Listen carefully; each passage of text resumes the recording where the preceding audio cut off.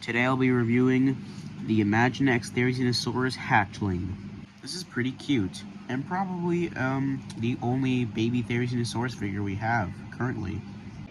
So starting at the head here, the head is shrink wrapped as you can see, which does kind of suck, but I guess is a thing since the Therizinosaurus is shrink wrapped. But come on, at least with the baby, it shouldn't be shrink wrapped.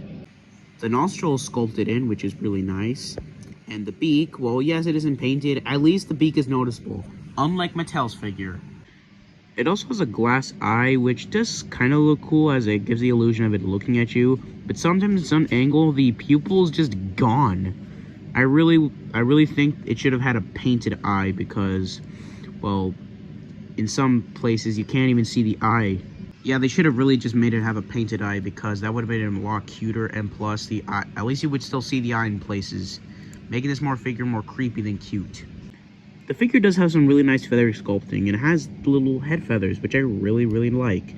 As you all know, I really like it when feathered dinosaurs have head feathers. It makes it look really cool in my opinion. The feathers look really nice here, and they run along to the back, and even to the tail, which I really like. It has a feathered tail. Some more feathers popping up here. The feather sculpting, in my opinion, looks really nice. Then we come to the hands, which are unfortunately pronated, which sucks. We have the claws here, which aren't painted for some reason. They're also straight, like in the movie, even though they actually should be more curled. We come down to the underbelly, which is actually white. In fact, the beak and lower jaw are also white.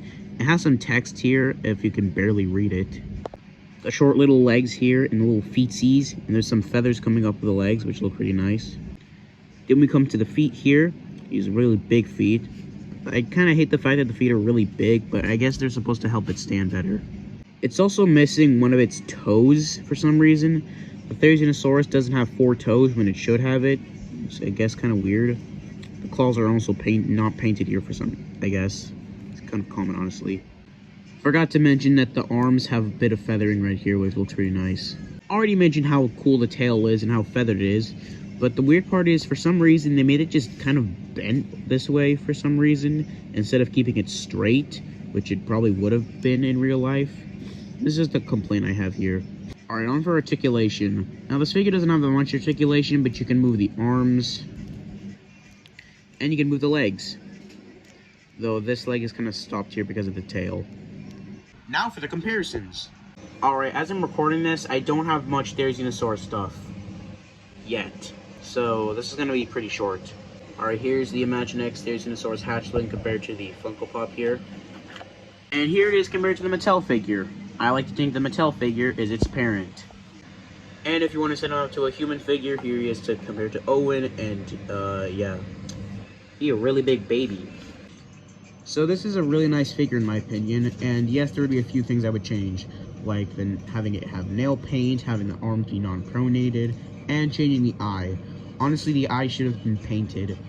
I don't really consider this as a juvenile version of the Therizinosaurus in the movie, as it isn't blind, unless the Theri was actually born blind.